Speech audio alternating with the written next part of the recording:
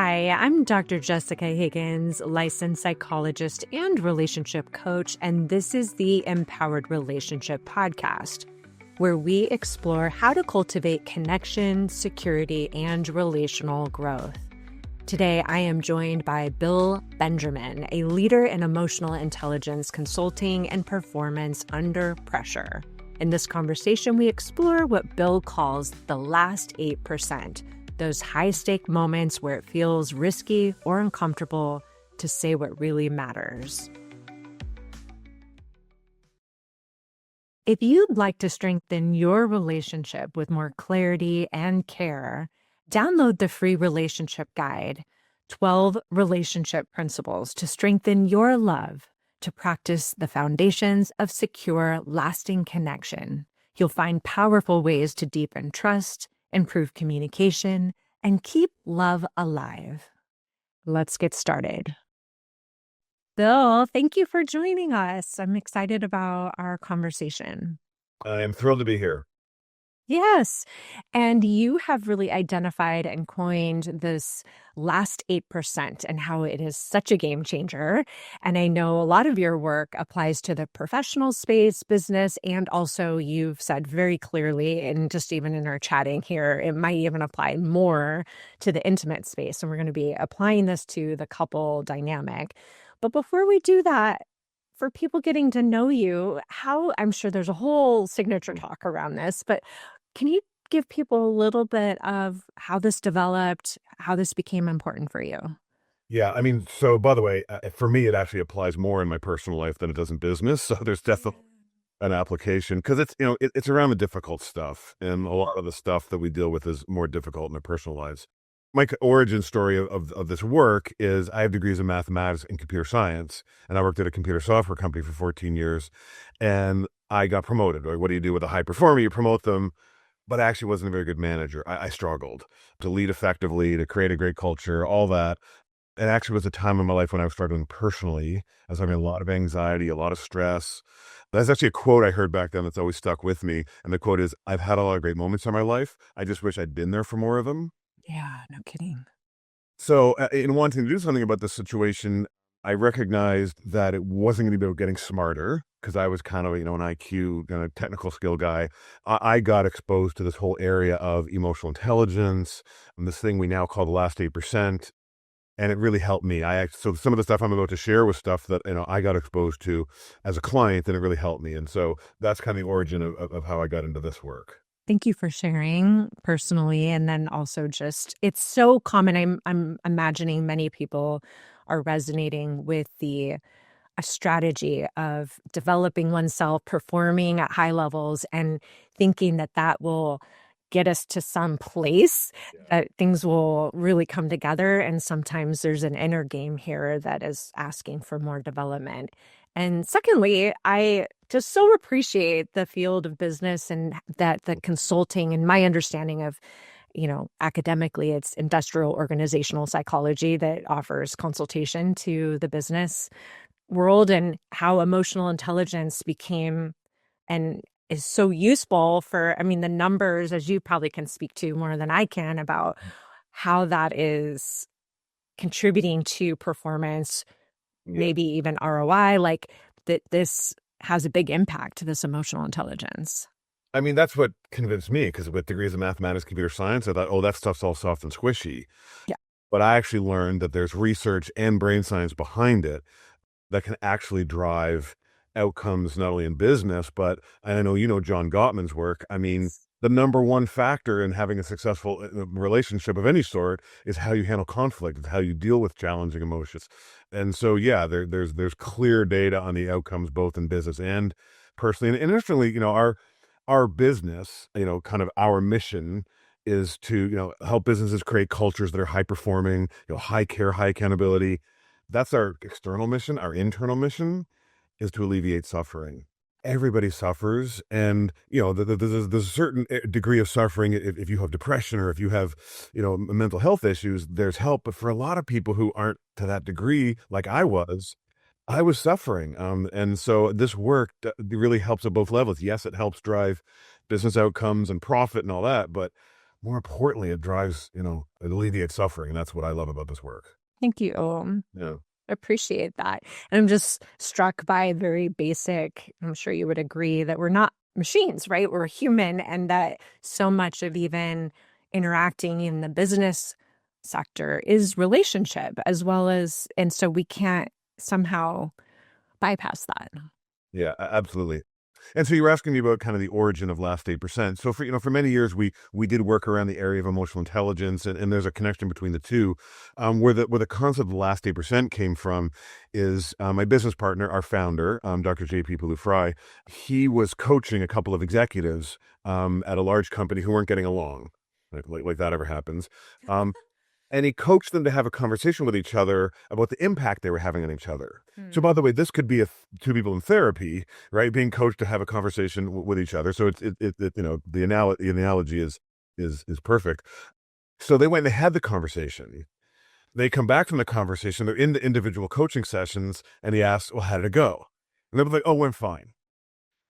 Well, he knows better, so he pushed and said, "Yeah, but did you say everything we said you were going to say?" And they both said effectively, "Well, actually, I got 85, 90, 95% of the way there. I got to the hard stuff, and the other person started reacting, and I held back. Aha. I didn't really step in and say that last 5 or 10%, the part that really needed to be said." And that is such a common experience that people have, that we took that idea and we did a study on 34,000 people and determined on average it's 7.56%, which we rounded up to 8%, that people feel they leave unsaid in a difficult conversation. Now, as we workshop this, people said, well, it's actually not only difficult conversations, it's also the tough decisions. Mm. In a business, taking a risk, trying getting on a new project, interpersonally saying no to somebody, giving somebody feedback. So all these last 8% decisions, there's the easy ones where everyone's getting along and everyone's happy. But then when there's tension, when there's stress, when there's conflict, High the last stakes. 8%, the high stakes, those are the high stakes conversations. And so we coined that the last 8%. Thank you for just defining that. And then as well, I want to comment on one thing, and then I would love to hear how you see this showing up in the couple space and what type of conversations you might, I mean, we can all conjure up the difficult conversations, but just curious what you would say. Just a comment here in this origin story. I think it's really human for us to be tracking the receptivity or the openness of the other person. So when we're getting signals of the person seemingly disengaging or shutting down, I think there's wisdom in recognizing, oh, there's tension here. And this is perhaps where the emotional intelligence comes in, but Yes. not to completely like abort, just like not continue, but there's maybe a more skillful way to continue because we don't really know what to do.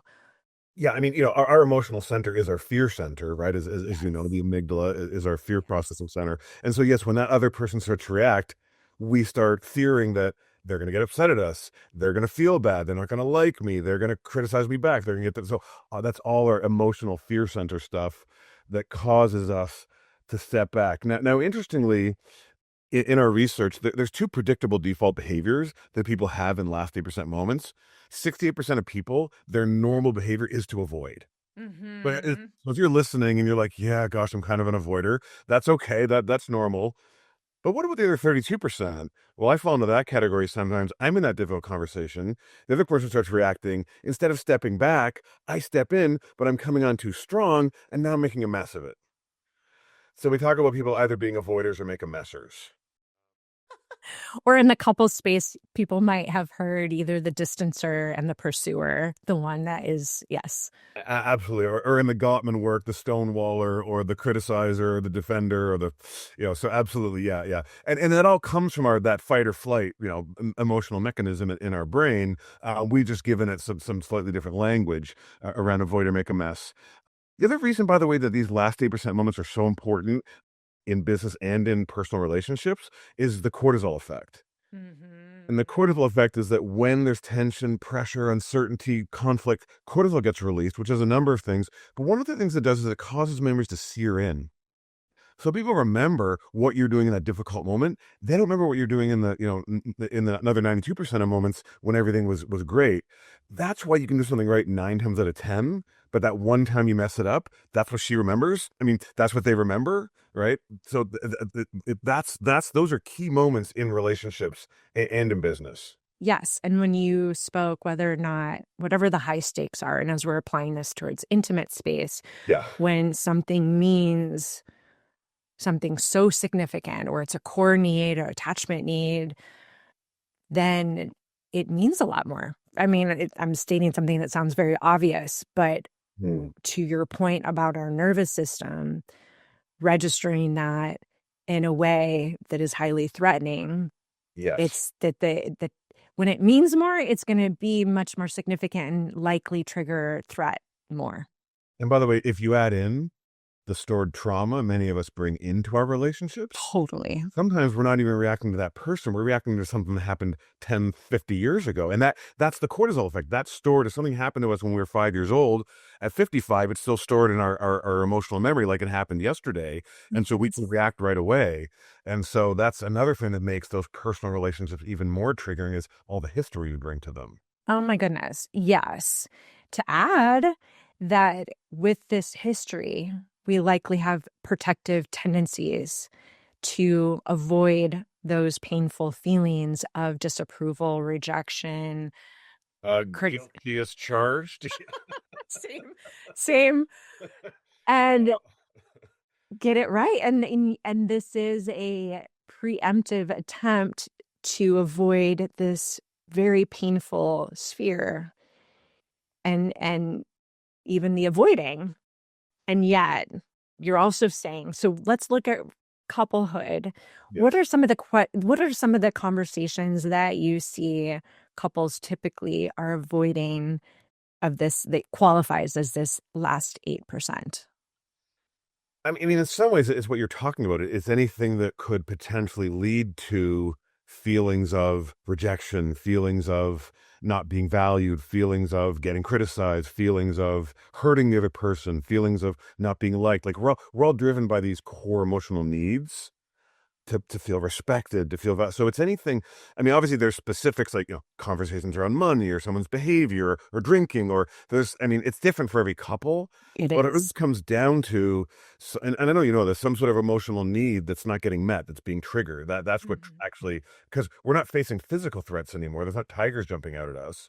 We're facing, But it feels like it. it does. And our brain reacts exactly the same as if it's a tiger. Yes. But it's actually social and emotional threats. Another big one, because we do work around culture. Uh-huh. Another big one is a need to belong. Yes. People want to feel they're part of the tribe, uh, Yes. and And in so relationship feels secure that we're good. You're not going to yes, leave or abandon me. you're not going to leave. You're not going to abandon me. You're not going to criticize me. You're not going to disrespect me. Yeah, all of those things are like when you get to its core, Yeah. are what are triggering. Now, the surface stuff. It's a bit like to me. It's a bit like a computer software, the arguments over money and who's staying out too late and all these other things. That's the software. What we're talking about is the operating system. The operating system of emotional needs not being met, the operating system of, psychological trauma, stored trauma, all that. And so, that's what I love about our work is we're not doing therapy with people, right? That's deeper work, but we are introducing them to some of these concepts to gain some insight beyond just, oh, I probably shouldn't get mad at people, right? I shouldn't yell or I shouldn't avoid. It's, well, why am I doing that? What are some emotional needs that aren't being met? And how can I, because, for us with that avoid or make a mess, our goal is to find that middle ground where Mhm. you push through the discomfort, the anxiety Yes. to avoid, you push through that, but you do it skillfully. You don't Yeah, make yeah, it yeah. right. It's finding that middle ground, not perfect, obviously, but to be more skillful. And so that's a big part of this work is teaching people in business and in their personal lives.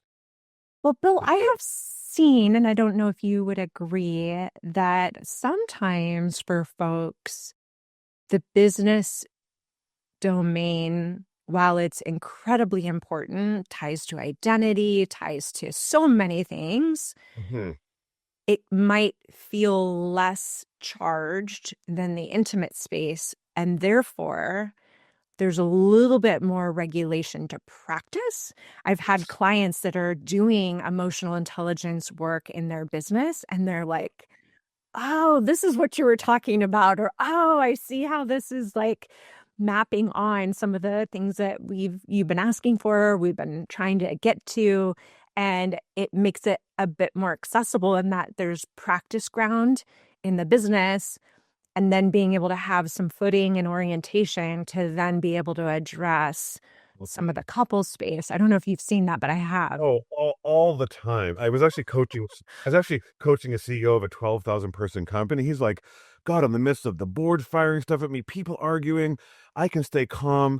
But I go home and my wife yells at me to take out the garbage again. I react and get defensive. He's like he was having trouble understanding why he could, be in such high pressure situation at work and stay calm, but not at home over something simple. Yeah. And it's because of what you and I talked about. Those relationships are deeper. They're more important. We get more grace at home, right? Like I can yell at my teenage daughter to stop yelling. I can't yell at an employee. Right, right, right. You could There's lose your the job, right? accountability, right? Yes. Right. So there's also more of a because like behavior is driven both by our internal capabilities and attitudes, but it's also driven by the environment. So when we do a lot of culture work, we have to look at both. Well, the environment at home is the environment is set up a lot of work that you can't behave in certain ways or you'll lose your job. Well, at home, I mean, of course, ultimately you could get divorced, so there could be an ultimate outcome, but typically that's a much longer process, Yes. and a consequence that people aren't necessarily thinking of when they're avoiding, saying something. Yes. And I have found also to add to the culture piece, there's typically, not always, but often clearly defined roles for people in the professional sphere, business sphere. And typically, not always, but in the intimate space, people are striving for mutuality, reciprocity, equity. So while power differentials exist, Right. the intention is to have both people feeling considered often. So that sometimes someone is in a CEO role and they're able to hold ground and they have the authority to make some calls and decisions. And then they come home and they're like, oh, I can't just make the calls, right? And that's exact that by the way, that was the coaching for him. That was that he was so used to having that authority, being in that power position, essentially being able to tell people what to do. Whereas, yeah, in a relationship, it's meant to be more equal. And so that was part of his work Yeah. was to have a more equal, the equal power, deal with the equal power distribution that, he wasn't dealing with 10 hours a day at work. Yeah. No, it's a little obvious, but it might be helpful for us to just spend a couple minutes here talking about the cost of not having these conversations in intimate space and otherwise.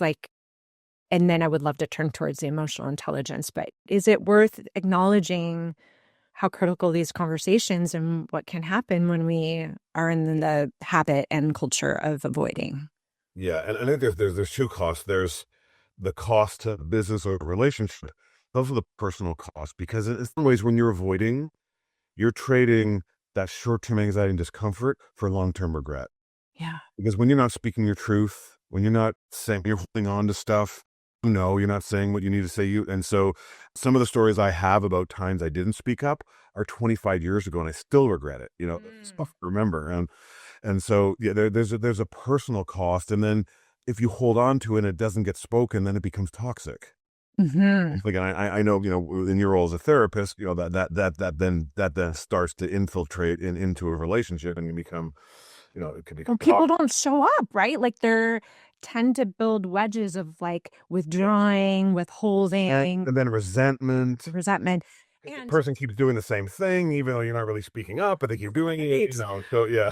right. Uh, And in what you're talking about with regret, I would imagine and believe that there's even self-abandonment as you're talking about not having these conversations that while I might be gaining some short-term relief, in the long term, yeah. I'm not showing up for Well, myself. I mean, I think we're saying the same thing, but it's shame. And that is, that, as what a driver of behavior and emotion and shame can be when we're not stepping in. Now, from a business perspective, when people aren't challenging the status quo, we're not taking risks to try new things, we're not holding people accountable, right? All that unspoken stuff, that 60% of people who aren't, there's a huge cost to the business. But it's actually a bigger cost in personal relationships because of what we're talking about, because resentments build up, toxicity builds up. So yeah, you have to find that outlet. And the relationship is a reflection of what people are deciding. And when we're avoiding, we're not deciding. And therefore, it's neglecting the things that likely are so important in a relationship. If we're not communicating our needs, if we're not setting boundaries, like in personal relationships, Yes, yes. some of the stuff we're avoiding, actually goes right to our self-esteem, goes right to, so yeah, then you've got that hit on your self-esteem because you're not setting boundaries, your needs aren't And being you're not happy with the relationship because it's not what you're wanting. exactly. But Yeah. sometimes the other person doesn't realize why, because you're not communicating, right? Like, so Right. yeah, absolutely. Now, I'm kind of in a relationship where it's the opposite, where we're both making messers. Yeah. So, but that which also, has its challenges. And then by the way, when you have, two avoiders or two make a messers, and then in between, so, and the key in anything, and this may take us to the emotional intelligence discussion, is self-awareness. Yes. Yes. It's self-awareness and a willingness to look at your own contribution, to look at yourself first. Yes, Mhm. you have to hold the other person accountable. Yes, you have to set boundaries, but you have to start with yourself. And it's so powerful, right? When we recognize our behavior, our impact, and own that and try to work on and acknowledge and value the other person and how soothing that is for them, Yes. and enabling for them to say, oh, well, I mean, I'm struggling with this too. And I know I have a contribution. So yeah, that self-awareness of your own behavior and your own impact is critical. And that is the foundation of emotional intelligence. Yes. I would love for us to dive in here because this is so, so important. And oftentimes, people, when we talk about self awareness, perhaps some people are thinking, oh, I need to dig in a little bit and spend some time and understand. But what's also true in my experience is that sometimes these things initially are not even on the radar. Like we're not ignoring or seemingly ignoring cues. We're just not conscious. Not even We're aware of it. we're Absolutely. aware of it. So we're in this pattern of in these protective strategies, people pleasing, perfectionism, all the things. Yes. And so I want to talk about self-awareness. And then you said something out of the gate that I just think is so, so important, which is when we get cues about the other person shutting down or not being receptive. So tracking the other person's openness, that's also awareness. Yes. Okay. The awareness. So, the awareness of others. So, the emotional intelligence model, Yeah. it starts with self-awareness, then self-regulation, then, interpersonal relationships, empathy, because it's very hard to be empathetic, to really, notice how other person's feeling if you're triggered, because we become self-protective. We become Yes. focused on ourselves. So the first thing in our work is to number one, be aware of your last 8% moments, because Yes. they're where the most damage can happen, but it's also where the most, positive outcomes can happen, where the most breakthroughs can happen is in those last 8%. So number one, be aware of, hey, I think I'm heading into a last 8% moment, or something's coming at me. So number one is just awareness, but then awareness of how you're reacting. Gosh, I think I'm starting to avoid. I think I'm starting to make a mess. I'm starting to interrupt, or I'm not saying something, and so that whole awareness of your behavior, and even your attitude, even, because by the way, you can avoid and still give people looks Yeah. Yeah. Yeah. that is triggering to them. So avoidance just doesn't mean silently sitting there quietly and happily. A lot of times you give them a look, the Gottman work about the rolled eyes, Yeah. how damaging that is, so it's being aware that you are triggered, so that then you can do something to manage yourself, that you are either moving toward your avoid, or make a mess. Okay. So as people are perhaps thinking about being aware of this edge of the 8%, Mhm. it sounds like you're saying pay attention to your internal state reactivity or activation. So the nervous system, so that might be a tight stomach. It might feel like the heart is racing. Can you give some other signals that people might pay attention to? Yeah, we actually say your body is your early warning system. Aha. Some people feel heat. My business partner, JP, feels heat in his forehead. I coached a woman who, whenever she was in a meeting with a difficult person, would get red in the neck area. You can Ah. imagine what her clothing strategy was for those meetings. Scarves and turtlenecks, Yeah. which is good self-awareness. She just needed to learn the self-management so she wouldn't get red, but it was a good start. So yes, you'll notice my hands shake a little bit. So if I'm in a meeting and I notice my hands shaking a little bit, that's a signal to me that, hey, you know what, my emotional system has started to kick up. I'm going to not be at my best, and so I need to do something. We'll talk about what you can do, but right now the awareness. The other thing that people can notice, so there's your body, then there's your thinking. Mhm. You become more polarized. We can move to yes, no, right, wrong. I mean, if you ever walked in that meeting and there's no way we're doing this, you walk out, we're doing it because you want to people please, you don't want to upset people, you don't want to like so. Just sometimes our thinking can become or very scattered. You can't Mhm. think clearly right now because you are triggered. And in fact, when you get triggered, you actually lose some working memory. You actually can't think as clearly. No. So that's a second way to become aware that you're starting to get triggered. And then the final one we talk about is your behavior.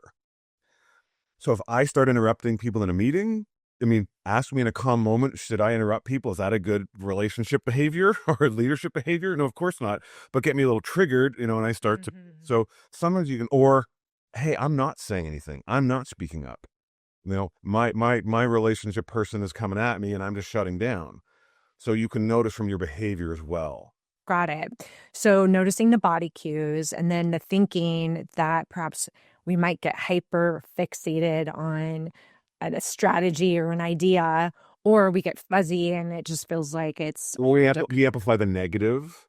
We're all you do CBT, so you know all about kind of the negative thinking. yes. So yeah, there's a lot of different ways we can notice in our thinking that we're triggered emotionally. Yes, and then the behavior And and noticing.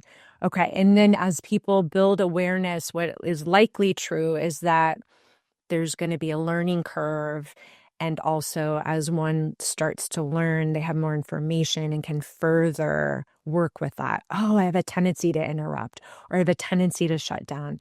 "Oh, that's a good," I'm paying attention, so I know that's one of my cues yes, behaviorally. yes, Okay, great. I feel it happening. So that's the self awareness piece. Okay, great.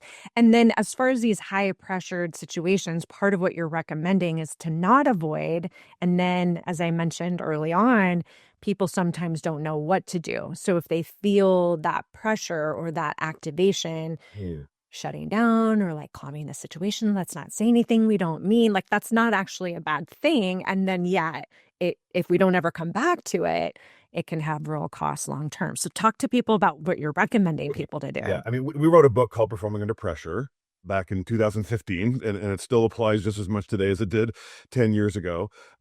My business partner, JP Fry, is one of the lead authors. And there's 22 pressure solutions in the middle section. And I don't love all 22, but there's 6 or 7 that are my go-to. One of them is just so obvious. It's the breathing. Mhm. But chemically, the intake of a large amount of oxygen interacts with the cortisol and the adrenaline of the amygdala, the emotional system releases. And so there's actually a chemical reason. It gets you some of your working memory back. You become less critical and judgmental and reactive. So number one is the breathing. Number two, you mentioned the pause, not as an avoidance strategy, but to do something so that you can re-engage more skillfully. And that can be as simple as drinking a glass of water. Mhm. Also be, hey, let's take a 10-minute break and come back to this. Or need to Obviously, excuse me, I need to go to the restroom. I'll be right back. anything, stand up, Mhm. stretch. So any kind of pause, I think works. As you get some of your cognitive functioning back, the empathy piece is what is their intention? Because we tend to react to someone's impact, not their intention. So most people don't have a negative intention. They're reacting for their own reasons. One quote I really love is people don't do things to us, they do things for their own reasons. But Mhm. we react like we're doing something to us. So can we disconnect, take a deep breath, and think, gosh, where are they coming from? Why are they? Because we react like they're doing this to hurt us, they're doing this to but they're actually reacting to something. And can you connect with that? Get curious and not Yeah. perhaps buck up or fight the strategy. I think people often lead with a strategy Yeah, that doesn't always reveal what their need is or what their interest is. And exactly. getting really curious, I think, is such, it's almost like I call it Aikido move, but people who aren't familiar, maybe a matrix move of being able to get off that kind of like not absorbing whatever that initial strategy or attack might sound, but in like kind of getting past that, letting it Yeah. move by you, and then staying curious to stay with the person to get at, okay, what, and Yeah. then that potentially talk to us. I get my own Well, ideas. one of the metaphors we use, and it's actually the reason I have the background I have, is called getting to the other side of the bridge. Think Uh-huh. about any relationship. Let's say there's no bridge there and you're on your side and they're way over there on their side. Most people, when they step in to deal with stuff, they start from their side of the bridge. Their Yes. needs, their trigger, their well, think about if you could go over to the other side, literally go over there, literally look from there, let go of all your stuff, which is Yeah. the self-regulation, go over there and look at it from their perspective and build the bridge backwards. We try to build the bridge from Love our side, that. Mhm. build the bridge from way of that others over right there. You're right there. Build the bridge from that side backwards, looking at it from their perspective. One of the reasons that this is so hard to do is because we think that means we have to be wrong. We think that means we have to give in. We confuse sympathy and empathy. So going over to this side of the bridge doesn't mean they're right, that you're agreeing with them. You're simply seeing it from their perspective, validating, not agreeing, validating, but don't get stuck on that side of the bridge because some people get stuck on that side of the bridge in sympathy. Come back to your side of the bridge, but you'll be so more likely to build it because you started from their side. So that's one of the empathy models that we have is building a bridge from I there. love that. I love that. And if I'm trying on how I experience these principles, that if I'm going to the other shore and building a bridge, I haven't lost what's important to me. So I might have more creative Yes. ideas around how to build the bridge that reaches also my point of interest, that I'm not going to build a bridge to a Or in a different personal shore. relationship, I might think I'm the one who was hurt. I'm the victim. Yes, And you were hurt. Yes. But can you see it from their perspective to think, well, maybe they were coming from a place of hurt. Maybe totally. they like, why would they have done what they did? Did they? That's the intention. Did they mean to hurt me? Was it on purpose? So I mean, I know some relationships get to the point where it's toxic and that does happen, but I'm not talking about those relationships. I'm talking about most relationships where the other person, there is love, there is care, there is respect, but they're triggered. They're on their side of the bridge. So yes, can you get over to the side of the bridge and see, where they're even though you have your hurt on your side, you're not letting go of that. You're not No. giving that up. You're just starting so to see it from the other person's side first. Yes, because if people get stuck in the injustice and try to correct that, Mm, it's taking an exit ramp around what's important and spending a lot of time yeah. when it might not actually result to resolution. In my experience, I have a quick story. People who have listened to the show may have heard this before, but this was probably about a year plus. Sadly, tragically, my sister-in-law lost her significant other. He passed away. He had some health issues. So it wasn't like totally unexpected, but Yeah. it was not it wasn't known. Oh, this is young. Yeah. And so we're at the breakfast table and it was like the day after, and I was sharing with my husband that I had sent a text to his sister and was expressing my heartfelt condolences, and he kind of got upset with me. And I was so like initially like defensive in the sense of like, I didn't do anything wrong. Like, what's the problem? Natural, yeah, And reaction. for whatever reason, I mean, it was obviously a very tender situation. It wasn't my sister, it wasn't my, so I maybe took a deep breath. I don't even remember what I did, but I did Probably did. pause. Yes. And I did try to just stay hovering in that moment. And it is hard to pause because we feel like we need to keep talking. And so I think We're I, fighting tigers. The brain thinks it's fighting tigers. yes. It thinks it needs to react right away. Yes. Yes. Yep. So I'm eating my breakfast or drinking my decaf or whatever it was. And then I'm pondering, I'm like, what in the world? Like, we're fine. We're not in a fight or he's not mad at me Right. for other reasons. So I'm like, what are the possibilities? I'm trying to get curious and I'm like, oh, is he protective? Like he's done a lot of grief work. Mhm. And I just wondered out loud. And he's like, yes, I'm feeling protective that she's getting overwhelmed and she doesn't. Mm. And I was like, oh, like I don't like the way you jumped on down my throat. Right. And I can so appreciate how tender and protective you are of her. And I can lean in on that. I can build a bridge around that. That is such a great intention impact story because you were impacted. Yes. His intention was not to impact you, his intention was to protect his sister. Yes. Also a great empathy story. And by the way, this whole idea of getting to the other side of the bridge, I mean, that's all empathy is. You know, I have degrees Yeah. in mathematics and computer science. I thought it was all icky and squishy and but it's not. It's just can you get out of your own frame of reference and go to this without letting go of your stuff, go to this side of the bridge for a while. But thank you. That's a really great story. Yeah, I would have preferred him to say, "Oh, that's really sweet, and I also feel really protective," and, but we're Right. not always that skillful, so No, no. and I But have I'm my saying own what he's stories going where I'm sure you had a lot of empathy with for what he was going through and why he reacted he did. And yeah, that I think that's such a great example of people don't do things to us, they do things for themselves. yes, We connect with what they're doing for themselves. And it's hard when you're in a relationship that's gotten toxic, that's gotten yes, resentments, yes, and that's gotten, but start with yourself. yes, We often think, oh, it's the other person has to change. That's the other big thing in kind. I know you do this in therapy and in coaching is you focus on yourself because at the end of the day, you really can only control your behavior and how you show up.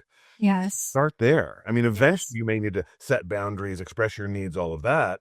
That's important, but start with yourself. I love that. Thank you, Bill. I know we're winding down here, and I also wanna ask about shame and these high-pressured situations when you talk about people who have had previous life experiences where they've had some level of relational trauma or have felt levels of shame. This often can get activated in these high pressured. So, what would you want to help people consider around shame in these type of dynamics? I mean, if you feel like that could be something that is activating you, as you said, that's coming from some history, I'd say get therapy. Like, get a therapist. I mean, because a lot of times that stuff's deep. It certainly was for me. Mine comes from my childhood, and I've had to do some deep work on that. So, I mean, yeah, I mean, maybe start with a business coach, but if it feels deeper, that's where therapy comes in. That's the incredible value of therapy because I had a whole bunch of shame and stuff I didn't even know I had. So I Hmm. started working with a therapist and uncovering all this stuff and realizing. So, yeah, I mean, I'd recommend a therapist if that's something someone feels they're struggling with. Okay, thank you. And then how about for the person that is attempting to address a 8% conversation and notices signals of shame, whether or not it's something they're saying of like, oh, it's never good enough or something like that. What would you, is there I mean, anything? I would almost say the same thing. Find a mentor, find a coach, find somebody to bounce things off of, find somebody, because it's so hard to do this stuff ourselves. Ah, okay. I mean, certainly, gosh, go to our website, look up there's videos and all kinds of stuff you can. There's lots of self-learners. I love that. We have a Harvard Business Review article on all of this. So there's lots of content you can go find, that's from us and others. Okay. But a lot of times, when you lack the self-awareness, it's hard to address it if you're not aware. And so, having a mirror, having somebody bounce off you, having somebody who maybe will push back a little bit and say, Bill, what you just told me that doesn't sound right. I mean, are you sure that like? So I just, and it can be a formal coach or it can just be a best friend or a spouse or partner if this is a business problem or so yeah, I'm just a big believer in getting help that these things are really hard when it gets deep, it's really hard to do by yourself. Oh my gosh, and then when we add culture and language and meaning making, right? Like there's a lot that and then power differentials, right? The sensitivity here and how we might approach. So is there anything you want to say around when initiating how to be more sensitive to it might activate shame in another or if there are power differentials? These are not reasons to not do it, but how again, people learning how to do this in a way that can be with some regulation Yeah. and brain online and also the sensitivity to what might be high stake like what might not be a high stakes for one person could be a high stakes conversation for another. Oh, So absolutely happens. That happens all the time. You don't even realize it. So I mean, I think if I was just to leave with a couple pieces of advice, one is sure. start with yourself. Start with what you can be doing better, what you can own, what your contribution's been. To take a deep breath, and then when you actually go to engage in the conversation, start on the other side of the bridge. Trying to understand their perspective. Gosh, that was difficult. What happened yesterday?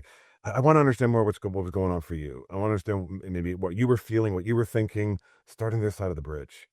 I love that, and that can hit the marks of being sensitive to all these different layers Yep. because we don't have to be a master linguist and cultural, Oh no. proficient in all different cultures. Like, we can really seek to understand their side and learn and build bridges from there. I love that. Okay, great. Thank you, Bill. And for people who are interested in your work and what your company is up to, where would you like to invite people to go? Yeah, they two places. One is our website, which is ihhp.com, and that's a bit of a mouthful. It's Institute for Health and Human Potential, so ihhp.com. And then I'm pretty active on LinkedIn. I share latest research, I share latest ideas, latest posts from others. So Bill Benjamin on LinkedIn. Feel free to reach out. I love hearing from folks, questions, challenges. I'm very active in this work. Excellent. I will make sure to have the link to your LinkedIn as well as the website. And just for people listening, is there anything you would instruct, like where would be a good place to start on the website? I think our resources section has a lot of, Right. we have assessments, we have, videos, we have case studies, we have a lot of, different resources, white papers, etc. If that's where they want to start. By the way, from a business perspective, if somebody's thinking of this more for their business, our Harvard Business Review article called "The Secret of High Performing Teams" is, really, really good around this whole concept of the last 8% and how it drives culture. So I know we're focused a little bit more on the personal relationships, but for anybody who is in a business and wants to apply this, that Harvard Business Review article, it's a great article. It's really well done. Great. I will put the link on today's show notes. I know you've really done a good job of referencing the business, as this is the bulk of your work, and also just how relevant it is and how it translates and is so Absolutely. applicable to the intimate space. Thank you so much for being here with us. It was great to be here. I think we could do this for another couple hours, but we probably lose everyone. So this was really enjoyable. Thank you, Jessica, for having me. Thank you for listening to today's episode. If you would like to learn more about Bill Benjamin and his work, you can find links in the show notes.